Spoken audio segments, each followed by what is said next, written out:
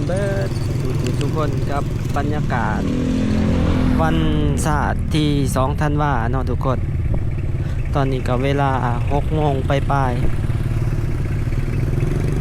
ตอนนี้เราอยู่ที่ขัวเนาะเส้นทางลงไปถาดหลวงวันนี้ก็สิพาทุกคนลงไปการแสดงโซ่การเฉลิมฉลองวันศาสตร์ที่2ธันวาเนาะทุกคนที่ว่ากำหนดการแสดงกันในส่วน6 โมงแรงจนถึง8 โมง 30 นาทีเนาะเห็นในแจ้งการแล้วก็หลายๆบอลก็ให้ลีกเวทเส้นทางการเดินทางเข้าไปเนาะทุกคนเห็นทันว่าบ่ให้เอารถเข้าไปไก่เดินถาดล่วงหลายแต่เฮาก็สิไปเบิ่งกันว่าเฮาสิสามารถจอดรถได้อยู่ไสนี่ถือว่ารถตอนนี้ก็กำลังลังมุ่งหน้าเข้าไปที่เดินถาดหลวงแล้วก็ประตูไส้เนาะมื้อนี้จะมี2 จุดเห็นว่าจะมีการแสดงโชว์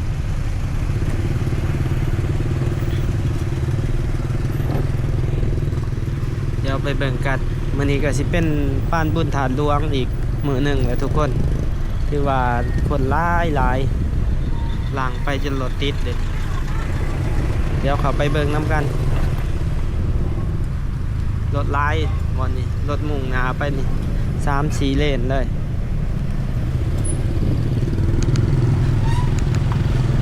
เฮาก็ขึ้นฟุตบาทตามเคยทุกคน ขี่รถนี่ไปตามเส้นทางนี่บ่ทันกิน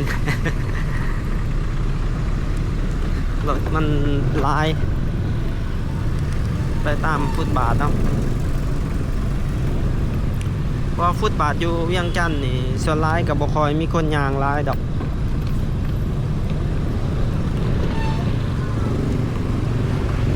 ส่วนหลายจะเป็นประโยชน์กับรถจักรได้ขี่แบบ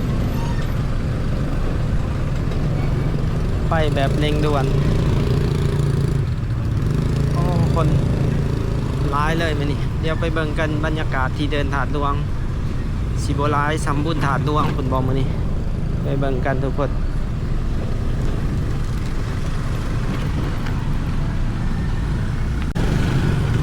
ก็รถหลายแต่ว่าบ่เห็นเขาเจ้าเฮ็ดบอนฝากรถเนาะมื้อนี้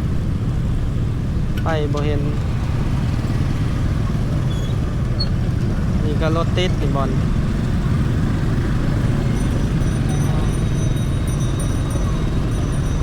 รถติดเลยบอนเดี๋ยวเขาไปเบิ่งพร้อมกันเบิ่งกันว่าสิมีบอนจอดบ่นี่คือบ่เห็นเขาเจ้าเฮ็ดบอนฝากรถนี่เบิ่งกันจอดบอนได้พาลูกพาเต่าเขาไปเบิ่งเนาะส่วนหลายรถแต่ละคันนี่สิมีเด็กหน่อยทางหลังรถแต่ละมื้อนี่ปานวันเด็กนะมื้อนี้ก็มีแต่เด็กหน่อยมีทางเขาเจ้านาจะบ่ได้เกี่ยมก้านเนาะบอนจอดรถหรือว่าบ่ได้จัดสรรเป็นแบบปุ้นอิหยังหั่นนะเพราะว่ามันเข้าไปกับยังบ่ฮู้ว่าบอนจอดรถอยู่ไสนี่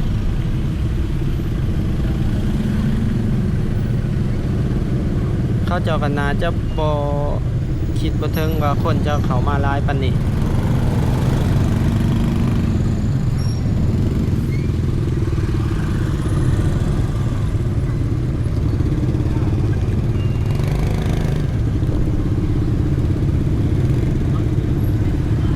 เต็มเลย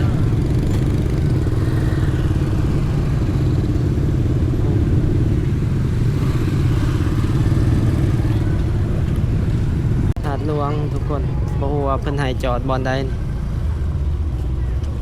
บ่เห็นบอนจอดรถเลยแต่ว่าทหารเพิ่นกวักรถให้เขามาทางนี้เฮาก็ได้ขี่รถเขามาทางนี้เดี๋ยวไปเบิ่งกันได้จอดรถ ถ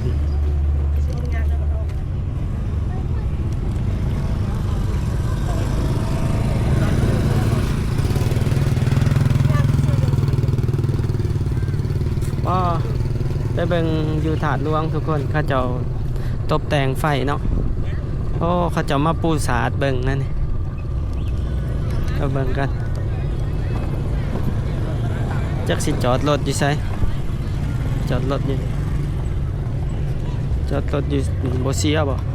จังได๋ฟูนถาดหลวงเดี๋ยวขี่อ้อมเบิ่งแล้วสิเอารถขึ้นไปจอดอยู่เทิงเนาะ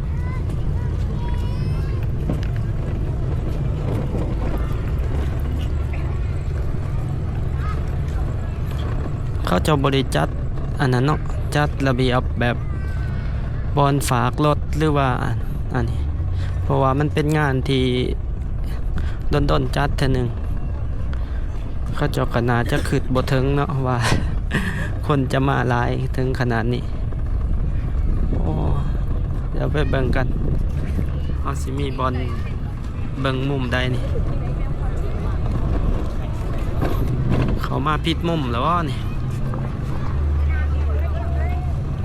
คนร้ายขนาดรถกับบ่มีบอลฝากนี่ต่อจอดเรียนกัน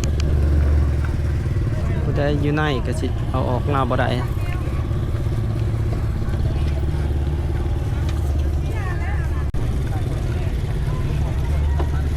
ขนาดทุกคนเขาเจ้าเขามาเอารถมาจอดอย่างนี้เนาะจอดอยู่ในบางคนก็ถือสาดถือเสือมานั่งเป็นแบบมาเบิ่งคอนเสิร์ตเบิ่งลำเลืองยังนี่แหละมาเบิ่งโอ้บรรยากาศมาเบิ่งกัน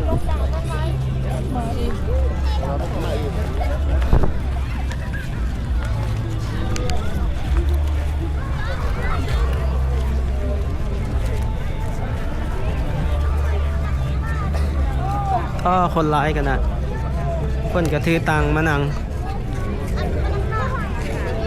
ก็เขาบอกให้เขาไปในเดินเนาะ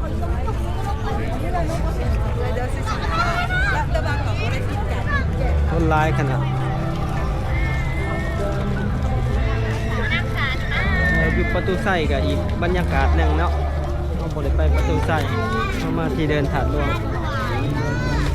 ซีรีส์คันอย่าไปอยู่ใกล้กันไปอยู่คนละฝั่งไปอยู่คนเดียว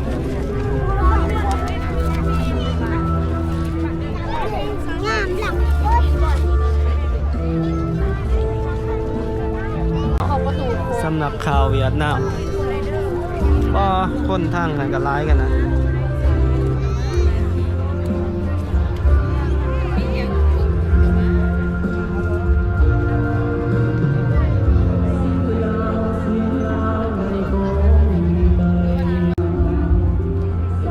คนที่เขาส้มนาจะบ่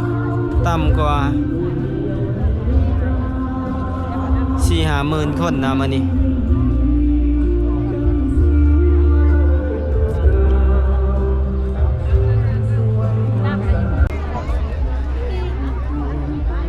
โดนเริ่มขึ้นแล้วทุกคนโดนเริ่มขึ้นแล้ว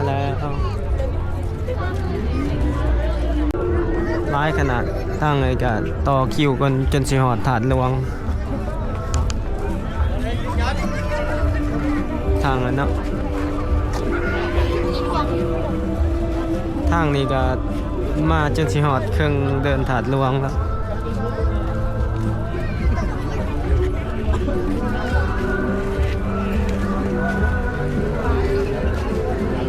เรื่องคนใจนาใจก็ถือว่าลดทุกหลายเฉพาะใครเราต้องการคำมาชมถือว่าเขามาบ่ได้ก็บ่เป็นอย่างเนาะพวกเขาจะได้ถ่ายทอดสดออกโทรภาพเดี๋ยวทีมงานโทรภาพเห็นก็ว้าวพวกเขาได้เตรียมถ่ายทอดสดออกทางโทรภาพเข้าตรงนี้ถือว่าคนเขามาบ่ได้ก็หลายทุกคนรถติดทั้งแต่ละแยกเนาะที่จะเข้ามาเนี่ยถือว่ารถติดหลาย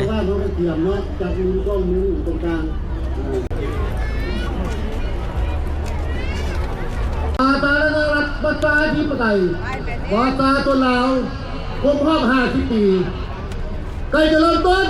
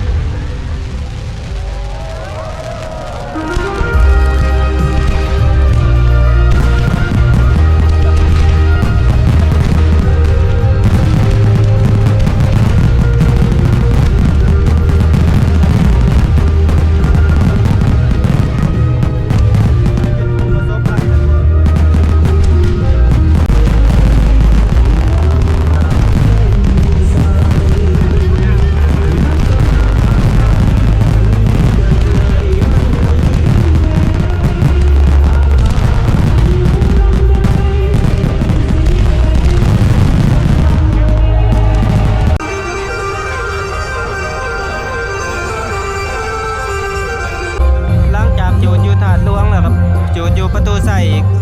ทุกคนโอ้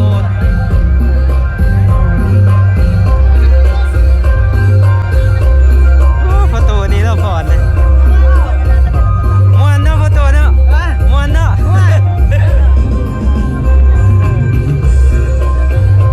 วันม่วนน้ำเหล้าเด้โอ้ทางประตูใส่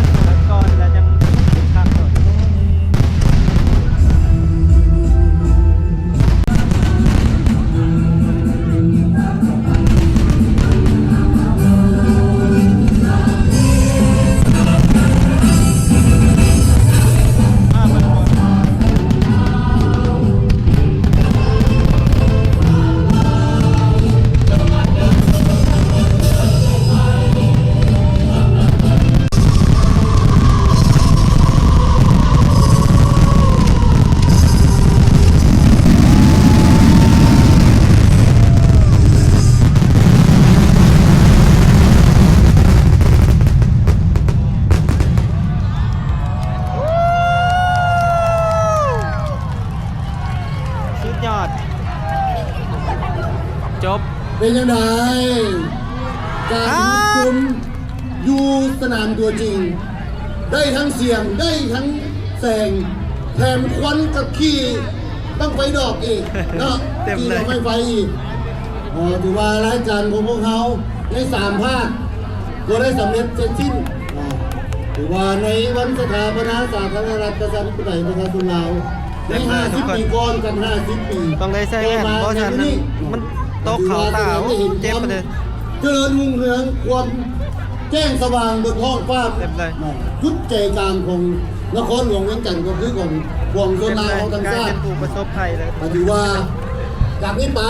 ประเทศชาติ น่าจะอยู่ประตูใส่น่าจะได้จูดอีกเนาะเดี๋ยวก็สิกลับแล้ววันนี้โอ้ถือว่า3 รายการเนาะการแสดงผู้ถือว่าหลายที่สุดเลย เต็มเลยขี่ผู้ตกอยู่แถวเดินฐานดวงนี่เดี๋ยวชมบรรยากาศทางออกรถเฮาก็จอดไว้อยู่จักสิไปพอรถหรือบ่เด่นที่ลึกมันเป็นมันเบิ่งสมผูเนาะคือว่าคุ้มขนาดมามันสุดยอดเลยทุกคนก็สิมีอยู่ประมาณนี้เด้อสำหรับในคลิปนี้เนาะ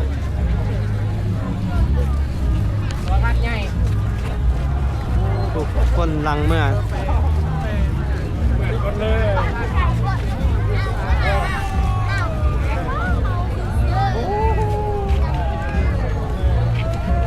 เมื่อพร้อมกันแล้วมันสิยากบัดนี้สิออกมันสิออกบ่ได้งงอยู่ในนี้ก่อน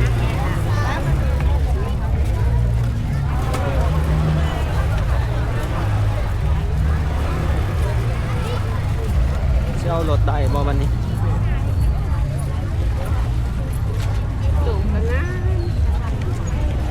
สอกหารถได้บัดนี้เนี่ยเขาขี่รถไฟฟ้ามาแค่นี้รถเท่าเห็น